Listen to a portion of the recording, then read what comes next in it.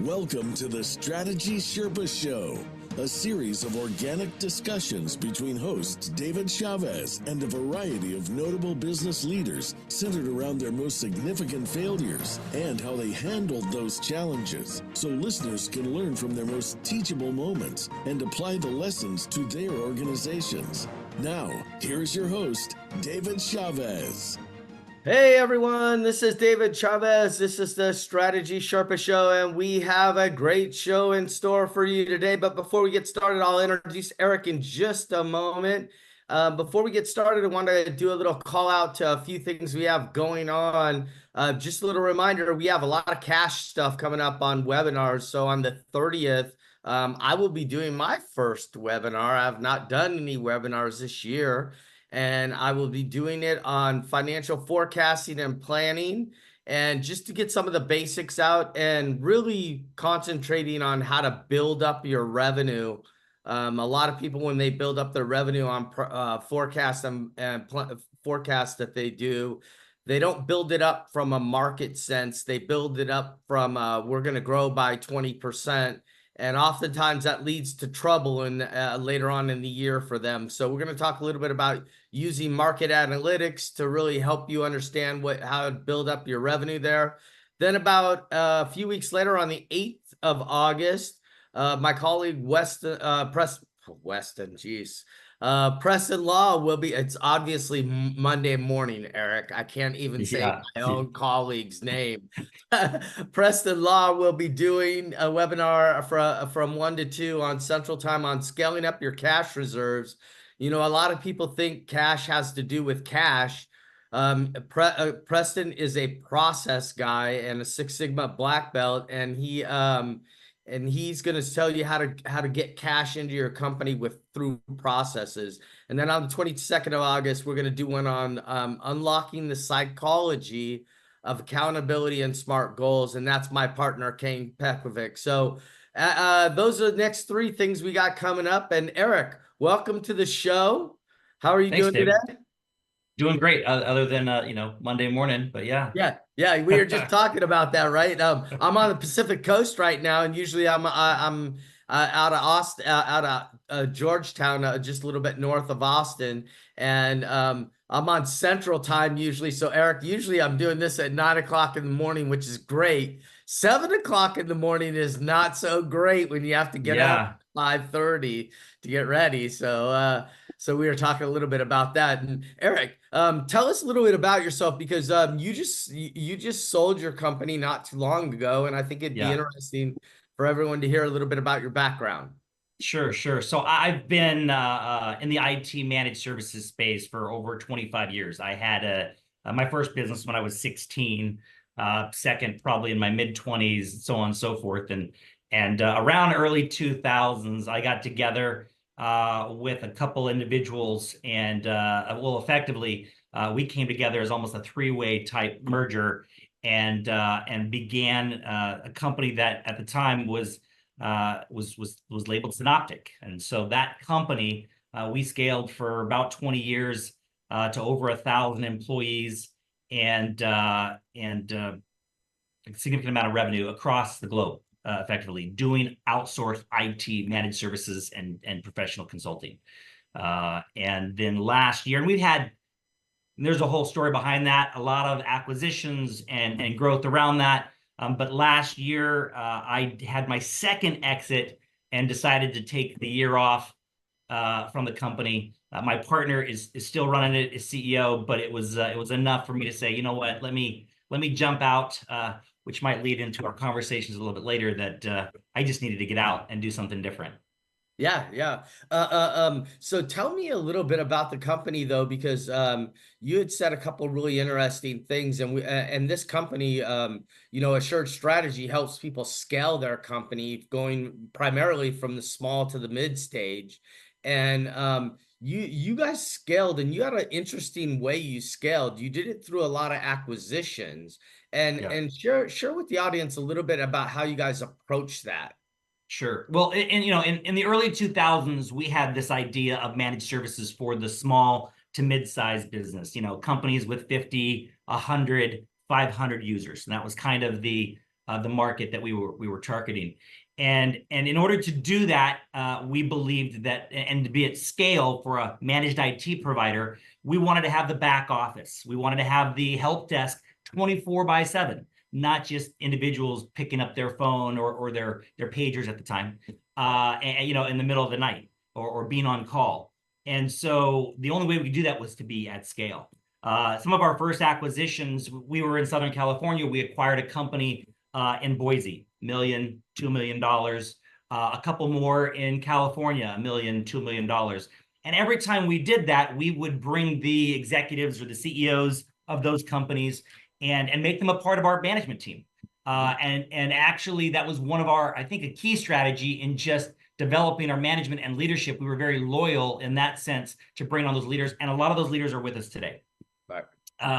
And so, but around 2010, 2008, we had the downturn in the market, but I think luckily the acquisition that we had in the Boise, Idaho area really saved us, because we had just made that transition. The market turned, and we had a low-cost operating center in a lower cost market, and we were delivering services in a high-end market in Southern California, so to speak. So at that point in time, we had come out of that. And we had the kind of the left coast, the west coast, right, California, and even northern California.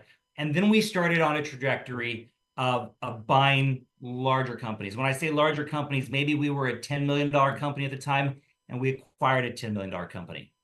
Right. And then 18 months later, we were a $20 million company, and we acquired a $20 million company.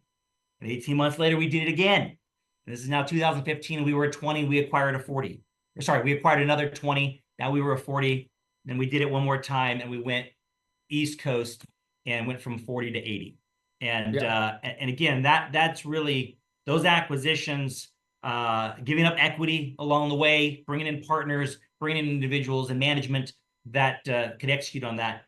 I don't know that a company, especially the rapid growth that we did, and I say rapid 15, 20 years, but still in that market, to be able to grow like that organically, it's really hard to do. Really hard to do. Yeah, most definitely. I love what you guys did. I've seen it done a couple of times over my career. Just, if a lot of people out there, if you don't know, I'm a CPA by trade, and worked with Arthur Anderson for a number of years. And I've seen this methodology used, and I have a client that's using it right now. And as you said, it's very beneficial to them in the sense of bringing on management that's a bit rebellish, because there are a lot of entrepreneurs in their leadership now, which makes them very agile, in the sense of being able to pivot quickly, get things done. But they are getting larger, which does slow it down a little bit and make it harder to turn. When you guys did all of this, what was the most challenging part about doing all these deals? So the final integration, right? When you're talking about a technology company providing services and technology for customers, the finance and the accounting back end, of course, my team would say that wasn't so easy, but sending out the invoices to customers and wrapping that side of it, no problem, right? But now we had multiple help desks, multiple software, servicing our customers. So that really, by about 2018, we stopped and we said, listen, we have to stop acquisitions and we have to consolidate. We had multiple cultures. One of the companies that we acquired was was originally Centerbeam, was acquired by Earthlink. Earthlink realized they were in the wrong business, shouldn't have done that, and sold it to us. They were still labeled in their offices Centerbeam. Like, they hadn't even moved over to the Earthlink brand. And so we still had that culture that we had to consolidate. So consolidating systems and culture was key. We stopped doing acquisitions for another 18 months to 2 years. Actually, I take that back. That was 2015 when we got to that point and stopped, and then said we took the next 3 years from 2015 to 18 and really just consolidated systems and made sure we had the right people, butts in the seat, and cultures, and we became synoptic. as an entity. And then after that acquisition, when you acquired people, what did you do differently after you realized that one was not integrated correctly? Well, I think the acquisitions that came after 2018 were more along the lines of verticals or technologies. Yep. Now we are looking for, so our first acquisition after that was, we need more developers because we're an IT managed services company, but now our market was beginning to become more complex. In order to upscale our market and our client, we needed to meet additional business challenges. And my partner already was a business systems consultant. His background was in consulting and business systems, not just the IT, the servers, the network, etc. It was around business consulting. In order to do that, we needed to expand our consultants, our application development team. So we started looking at those types of services, acquiring a Microsoft Dynamics practice, right? Right. So or bringing Salesforce. Bringing in those expertise to really help take the company to the next level. Correct. So it was then at that point in time, it went less about acquiring just larger managed service providers, but they were also now certain product specific specialists and expertise that we were hiring, so we could deliver better services or new services to our customers and just expand the size of customer. So we would go from a customer early on that maybe if it was a 50 user company, that was great, to 100, 200, 500,000 user companies. And they just had more complex business systems and requirements. And so our consultants had to have that capabilities. Right. So I love how you guys did that. And when you took those 3 years and you redid the culture, you had to get everyone aligned around one culture. And I think a lot of mistakes I see around acquisitions or mergers, really there's no such thing as a merger in my mind. But you may need to call it that because you're about the same size. But when you do those mergers and acquisitions, not getting the culture aligned is probably one of the biggest mistakes I see, because people go in and they'll tell people, we're not going to change anything. Yeah. Right. Yeah. Is that, well, and I think, well, so as we would go through this, it was about, again, acquiring, think in a technology company, we're acquiring talent as much as we are the revenue of the clients. Right. So hard and so difficult to achieve scale and grow your customer base, and manage at the same time, bringing on new employees. So by acquiring them at the same time, that was a huge value add. Additionally, a lot of those major acquisitions were carve-outs. These were companies that they built a managed service provider services, and it wasn't part of their core business, and they needed to carve that out, right? And so we would go in there and take that out. So that was a big piece. But for those individuals that understood where we were going and setting the vision and driving that culture, they remained with us. And there were a couple that were difficult, that did not come around to whether it was they were going to die on their technology or their system. And they might have even had a better system at the time, but we needed to consolidate. We needed to come together. And that was more important. And it's interesting because, at a small company, you talk technology, but I remember one of the hills an individual wanted to die on was ServiceNow. It was just a complex system and technology to roll out to the whole company. We just couldn't do it. It's going to cost too much. And that person died on that hill. Well, later on, 5-10 years down the road, we ended up going to ServiceNow. It just, we couldn't do it then. And I love this, and we got to take a break right now, but you're leading right into the challenge that you ran into as you were working in your company. And so we're going to take a really quick break, and we'll be right back after these messages. This is the Strategy Sherpa Show. This is David Chavez with Eric, and we are sitting here talking about his acquisitions that he did inside of his company. But we'll be right back after these messages.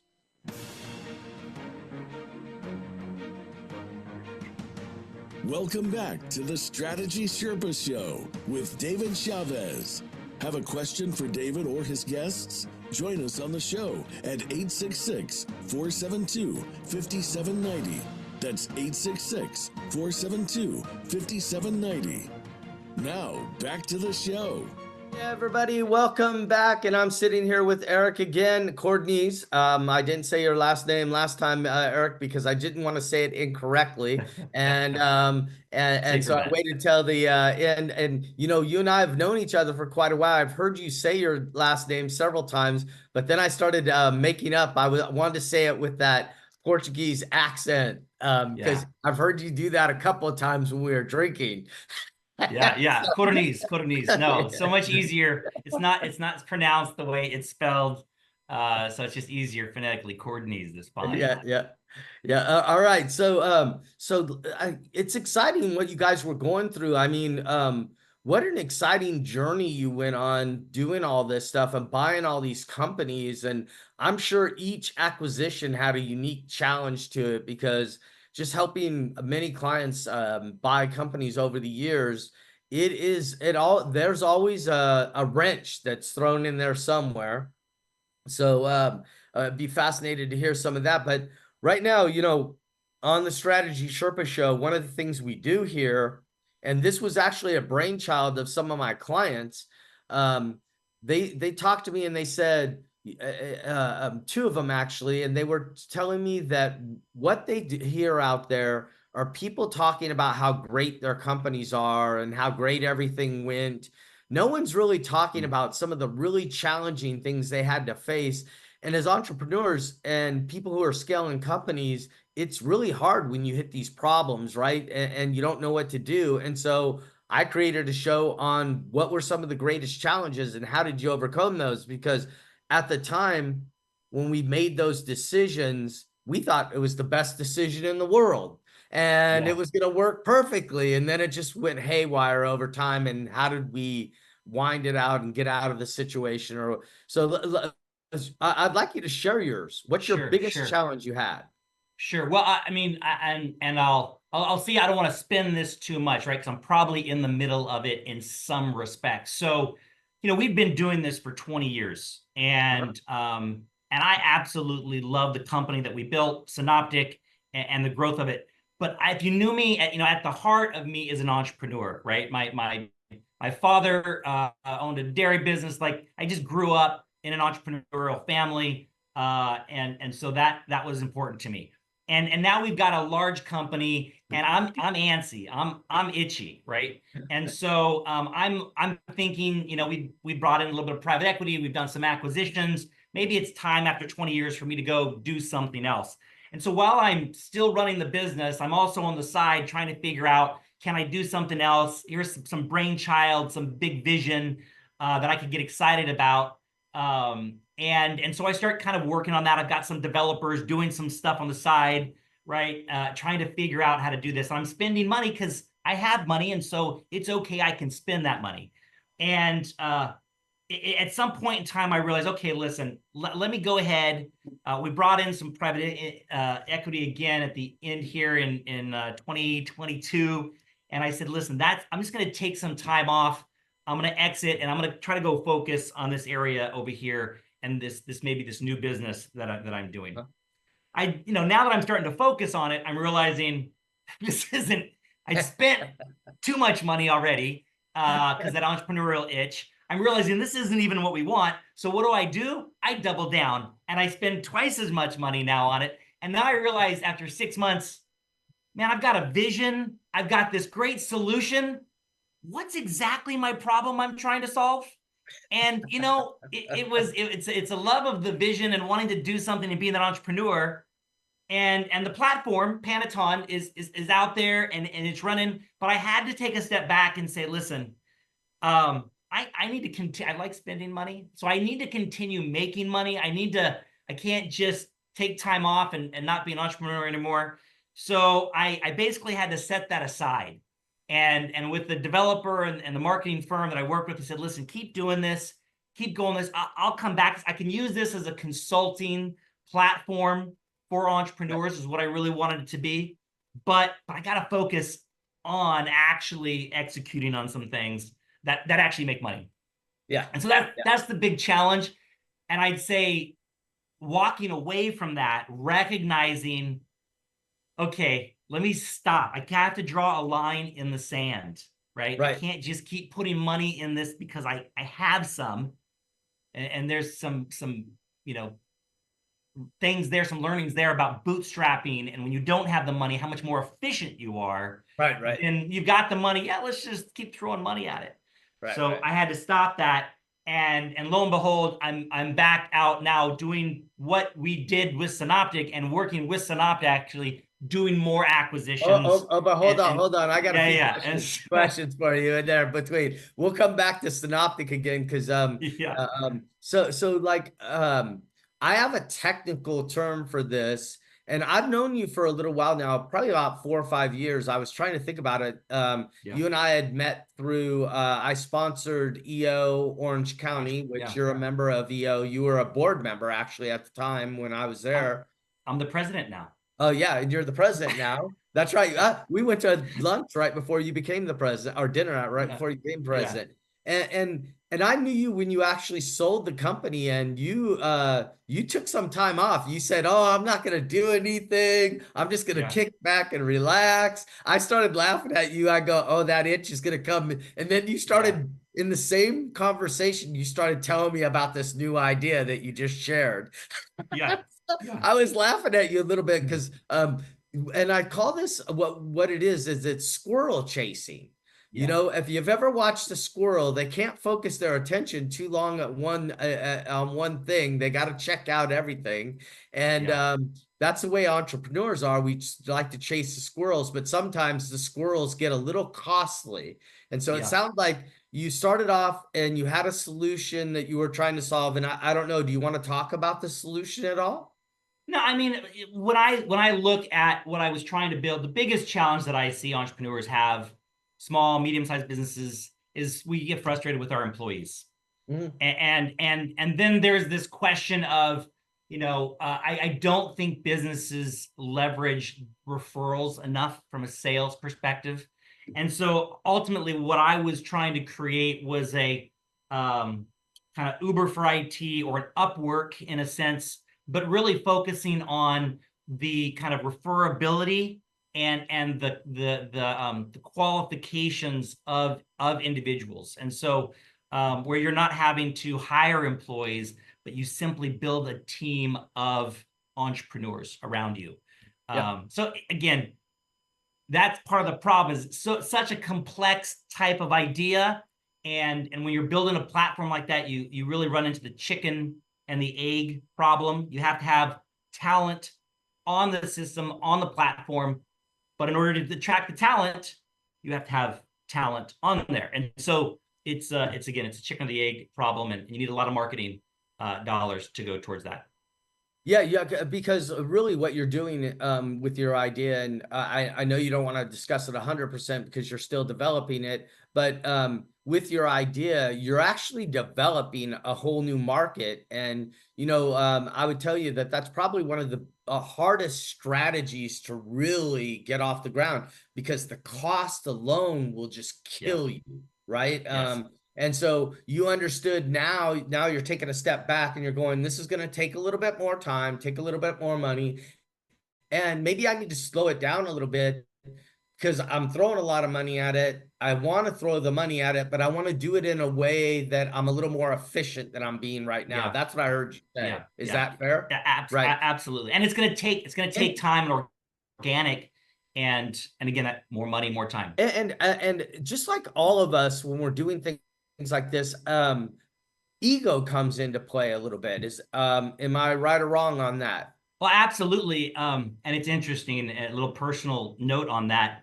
You know, you have to step back when you're going to walk away from something, or even say, shelve it. You know, is it shelved? Is it dead? And I would tell my wife, listen, okay, it's not a failure, but was it successful? No, not really. So again, it's a learning opportunity. Let's set that aside right now. But my wife would get mad at me when I would say, well, I kind of failed in that. No, it's not a failure. It's learning. Right. But to walk away from that, to be able to say, I'm done. I've got to stop. my family, everything else. We need to make money. We need to bring some in, right? I've got a lifestyle now to upkeep, kids in college, etc. And so, it's always about that. But I'm also, we go back to just to bring this back to the squirrel and the entrepreneurs. I felt like 20 years was a good time spent in a business, right? But I do see a lot of entrepreneurs wanting to do all these different things. And is it aligned with your core business? And it's why I had to kind of step back and say, I'm going to take some time off, give this a shot. I even told my partner, we talked about what we're doing now at the time, that even if I fail, I need to go try something else. That entrepreneur brain, that squirrel brain needs to go do something. And then I can come back, I can engage differently and have a different perspective as well. And so I'm excited to have done it, and failure or obstacles, challenges, that's just growth opportunities for me. So yeah, and I've known you for a while now. I've sat in several meetings with you, and I just think that that's just the way you think too. It's like, hey, like, look, not everything we're doing is going to work out perfectly. We have this perception in our mind of the way it's supposed to be when we set out on our journey, whatever the journey is that we're going to go on. And there's a lot of turns along the way, and it takes a lot of fortitude to step back and go, hey, I'm not giving up totally on this. My timing may not be right. Just like you said in synopsis, when you guys had to wait 5 years before you started doing the help desk, something to do with the help desk and what you guys did, it doesn't mean the idea is dead. It just maybe the timing isn't right.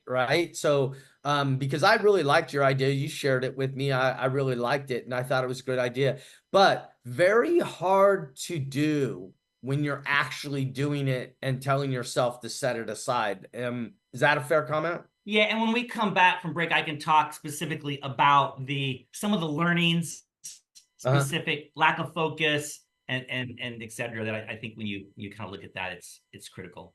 Well, there's nothing like teeing me up perfectly for a break, because usually I'm trying to jam it in there somewhere. So I appreciate you helping me out a little bit. So this is Strategy Sherpa Show, and we'll be right back after these messages, and we'll talk a little bit about some of the challenges that were in this deal with Eric after we get back from these messages. This is Strategy Sherpa Show. We'll be right back.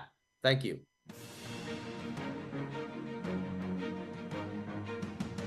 Welcome back to the Strategy Sherpa Show with David Chavez. Have a question for David or his guests? Join us on the show at 866-472-5790. That's 866-472-5790. Now, back to the show. All right. Hello, everybody. This is David, and we're back on the show, and we have Eric here, and we're going to talk a little bit, Eric. I want to jump right in because we left off on this really great spot, and I really want to talk about the mistakes that were in this and what some of your realizations were at the time. So I'll give you a second. I'm just going to talk a little bit of I think that a lot of us suffer from this. When we start to do something, we fall in love with it, right? And so let's talk a little bit about that, because that was your first thing that you put down with me. Is that you fell in love with the vision of it. This grand idea, right? That again, whether there was a problem out there or not, that entrepreneurs they struggle with employees, they hire them, they fire them, or whatever, or they leave. So just this idea and this vision that I fell in love with, and frankly, the dream of being an entrepreneur again, right? I need to get back out there again, and this could be great and big.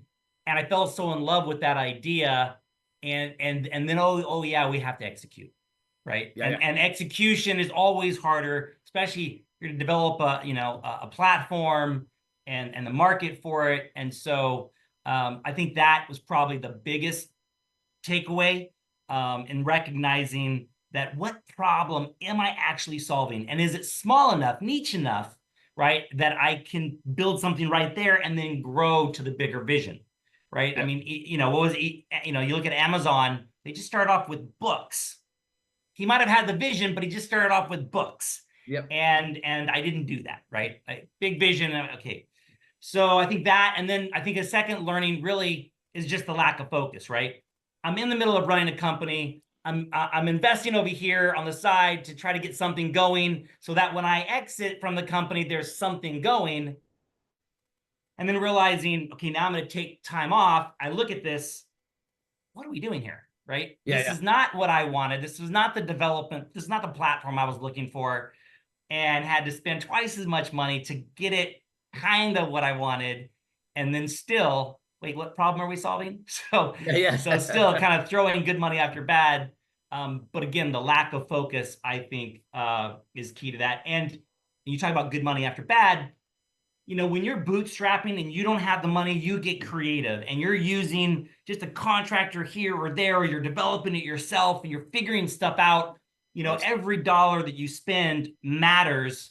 And I wasn't using other people's money, but I was using my own money that I had a little bit extra of. And because of that, I think I overspent because I could. And that's, you know, you see that today when you look at the PE money and the private equity money that's out there. People are just spending so much money and getting so little return out of it. And that's kind of the expected norm. Well, I think that you hit right on what the issue is out there, because I had another client. We had worked together. He had a pretty good sized company. It was valued probably right around 18 million. We ended up selling it for 63 million 3 years later. He went on and started new software just like you did. He was a software developer, right? And he went on and started new software and had this grandiose idea that he was going to do, and this huge idea, very clear. Then as you're starting to develop it and you're spending the money, you realize that, hey, this big idea is going to take a heck of a lot longer. And then you have to start bringing it down to bite-sized chunks. And this is very hard for entrepreneurs to do because we want to see the whole vision put into place, right? Not just the chunk. And so that becomes very, very challenging for us to bite off on that chunk. But you have enough financial acumen from years of experience from not stopping projects in the past that made you say, hey, I'm not gonna my problem, I'm not 100% clear on it, maybe a little bit vague on it, but trying to make sure it meets the market, and then I'm gonna come back to this later when I figure a few more things out. So for lack of a better and can get smaller, more niche. It's still that it's a consulting platform. I today, and we'll get back to what I'm doing now, but basically I'm leveraging it as a business, a platform, and I can still do that and run revenue through it, etc. But let's talk a little bit about what you're doing today, because we're gonna we got probably about 10 minutes left and a little bit less, and I want to make sure that that you could talk a little bit about that. So you're back with your old company now. Yeah, and in a sense, and I say I'm back with them. I am, and this is a hard thing, I'm an advisor at this point in time, right. To them, and you know, have my own business, but effectively the consulting that I'm doing, Synoptic is a global company now, right? But the challenge is always market specific, right? And do we have somebody in that market, and do we have good leaders in that market? And so now we've got all of these great services, but when an RFP comes out, or you know, a client is looking for a company, they always love the local company, right? And again, do they have all the services? Do they have somebody they trust? And so one of the things that we really wanted to do was scale into now new markets, right? So we scaled across the country, we scaled globally, we added verticals, right? Some additional skill sets, etc. But now we need to be market specific. And so as we looked at, in my background and doing acquisitions and investments with Synoptic, now, well, that's the next step, right? So my goal now is to go to specific markets: Dallas, Austin, Tennessee, you know, Florida, etc., New York, where we don't have an office, and now go into that market. But we have to do it smart, strategically. We want to be able to go into companies and with companies that have, again, the right culture mix. We talked about that in the beginning. We have to have leaders in that market that are going to stay with us, that want the next round, right? That want to bring in some investment, have all access to all these extra services that Synoptic brings, right? Yep. But now allows them to scale in a much bigger, much broader way. And then again, through the metrics and the economics of acquisitions and investments, I think there's a lot of money to be made, both for the individual, right, the investor and the partner that we go into with in a specific market. So that's kind of what I'm doing now. Do you want to know what's sort of cool what you're talking about, and what I'd like you maybe to share a little bit with the audience about it, because like how the heck are you guys keeping these entrepreneurs around? Because all of us here, like when you're in the entrepreneur circle, one of the things you start hearing is that as soon as you sell your company, that everybody starts changing it and you don't like it anymore. And a lot of entrepreneurs couldn't stay. Even when I've sold my companies, I've never been able to stay, right? Yeah. So how do you guys do that? How do you keep people around? Well, I think number one, in a sense, you're giving them a lot of autonomy. There are things that you want to streamline. You want to streamline your back office. You want to streamline the tools and the services. But one of the big differences, and even as we did acquisitions, we'd acquire a company in Colorado. We started in Southern California. And for managed services and IT services company, you need this idea that you can do 80, 90% of stuff remotely. It's all true. It's true. Yeah. But when you have engineers, consultants in the market that can go and meet with a customer, or that can go on site and be the eyes, the ears, and or frankly, the physical presence to give those warm fuzzies, right? That's important. And so we recognize that as we grew and scaled, that was an important component to that. So when we go into these new markets, the goal really is to say, we've got consultants, we've got a high-level CEO, CTO, somebody that is sophisticated enough to sell additional services and to sell to larger customers, number one, but also giving them the autonomy, that entrepreneurial spirit to run that business unit. You're in Dallas, run it, right? Help us sell, be the leader. And then we want to bring that leader with the leader in Tennessee or the leader in Southern California and bring them together to learn from one another. Best practices. So now, they're not in it alone. They can grow, but they still have some autonomy in the people and the market space that they're in there. And I think that is what's kept our teams in it, and is what's kept our leadership in it, is still trying to give them some autonomy and some excitement. If they scale their business and grow their business, the second round is much bigger than the first round. Okay, so you're actually out there acquiring companies again for Synoptic, and because you have a lot of expertise at this, because you guys have done it a couple of times before, they thought you would be a great fit for that. So you're looking in Dallas, Austin, San Antonio, Houston, Nashville. We're at in Florida. Florida, Miami, Tampa, right? Those kind of just your major tier 1, tier 2 markets really are our priority. Because again, so like Jacksonville, then also in Florida, something like that. Yep. Okay. There's not, I would say this, there is not a place across the country that we don't want to be in a major metropolitan city.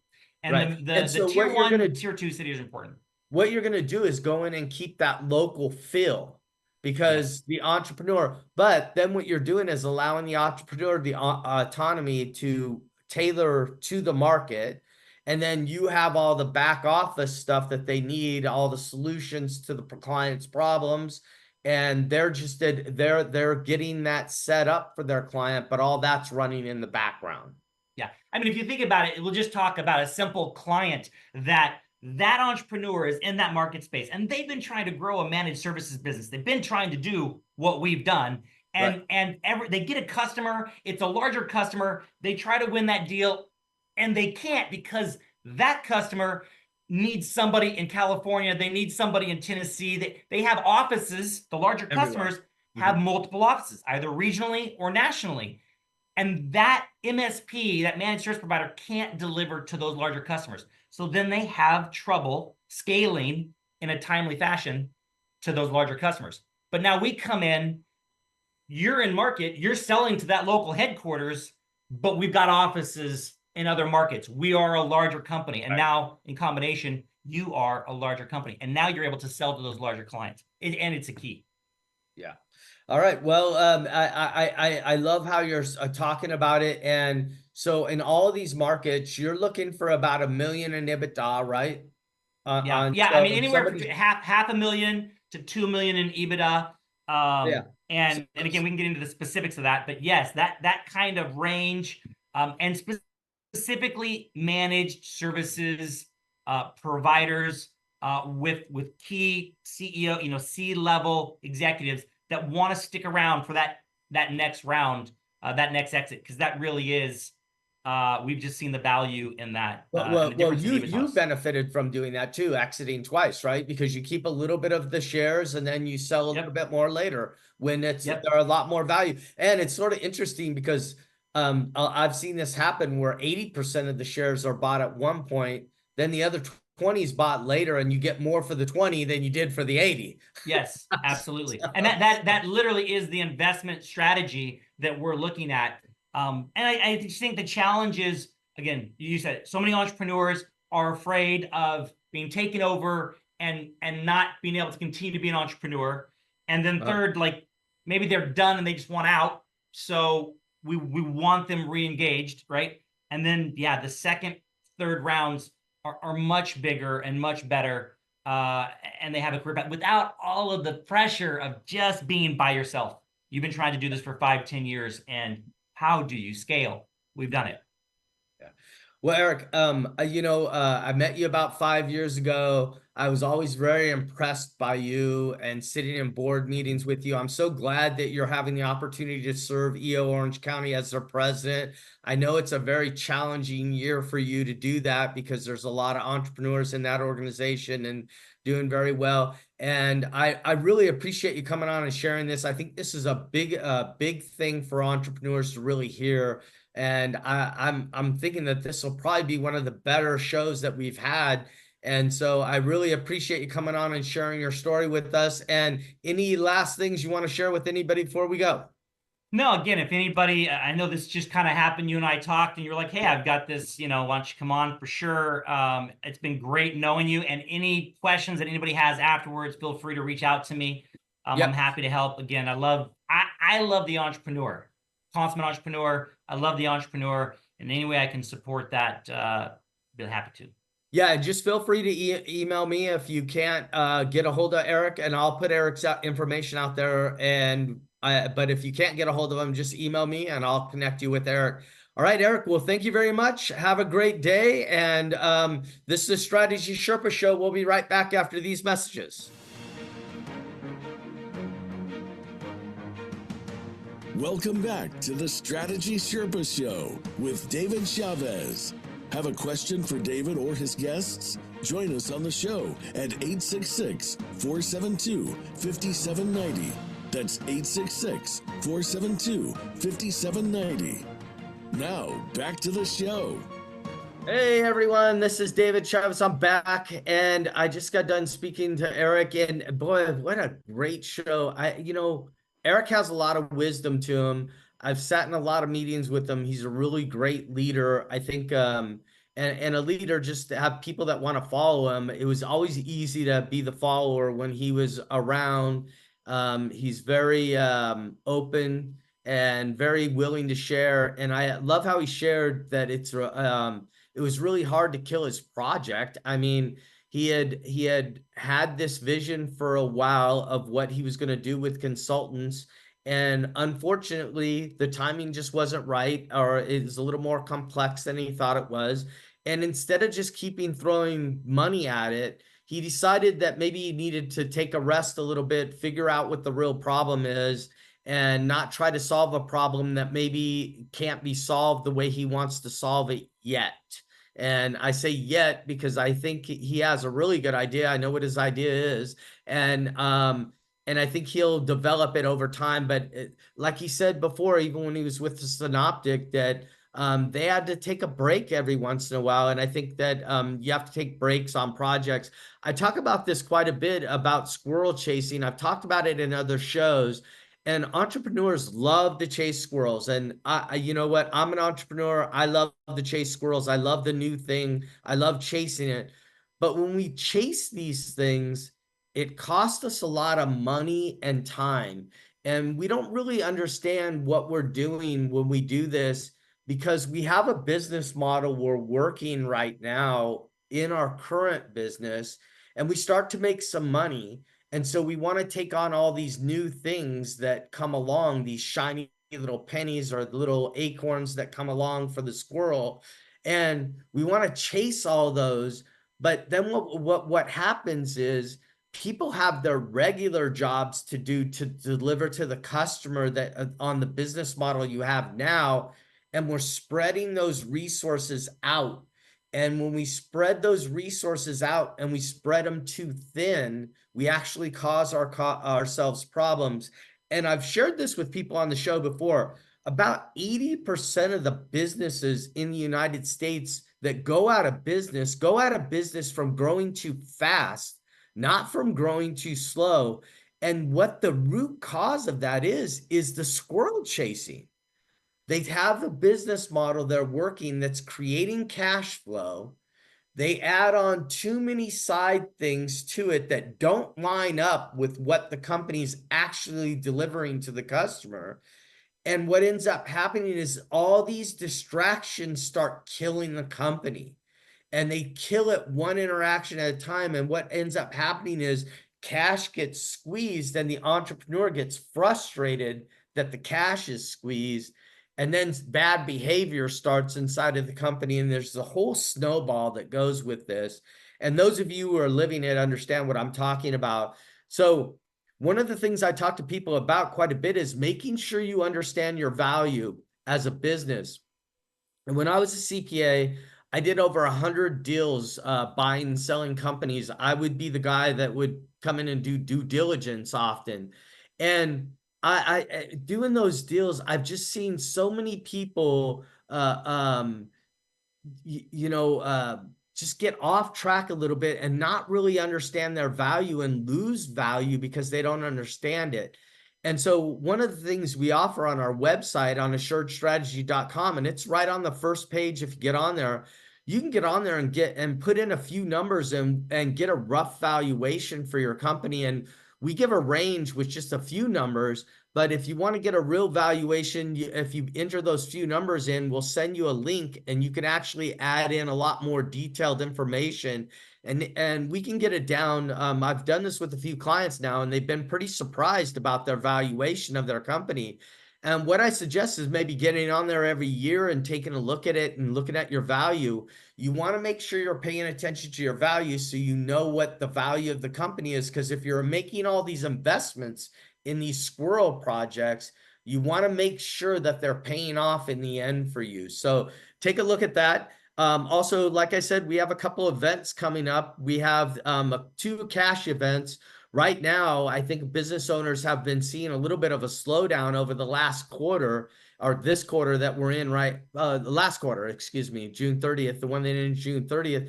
And it's the economy's not roaring in the smaller market yet. I mean, I think it probably will be soon, but cash is an issue for a lot of people. And we have 2 cash webinars back to back. On the 30th, next week, I'll actually be doing one with one of my partners, Ted Servata, and we're going to be talking about financial forecasting and planning. And then we have the scaling up your cash reserves, and that's Preston Law. And he's going to be talking about how much money is wasted in inefficient processes and how you can fix this problem relatively easy if you just do a few different things. As you're scaling a company, processes become more and more complex. And one of the things I hear quite often is that I've already done that process once. I don't need to redo it. It's there. Well, as you scale, processes should be updated constantly because the processes do get worn out, if you will, for lack of a better way of saying it. And then in August, we have quite a few people seminars.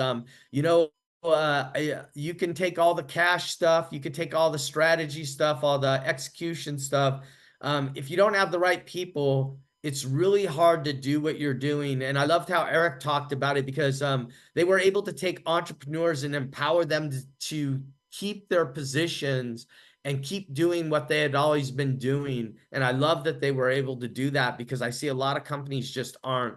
And so we have Unlocking the Potential, the Psychology of Accountability and SMART Goals on August the 22nd. And on September the 12th, we have Transforming Dreaded Meetings into Productive Powerhouses, how to do that and with the right people. This is the Strategy Sherpa Show, and we here on the show, we'd like to talk about problems that people have and how they overcame them. And we do that because we want to make sure that entrepreneurs know that failure and problems are part of the game, and it's part of the fun of growing a company. And you have to really relish these opportunities as they're coming along. This is the Strategy Sherpa Show, and we'll be back next week with another guest. Have a great week.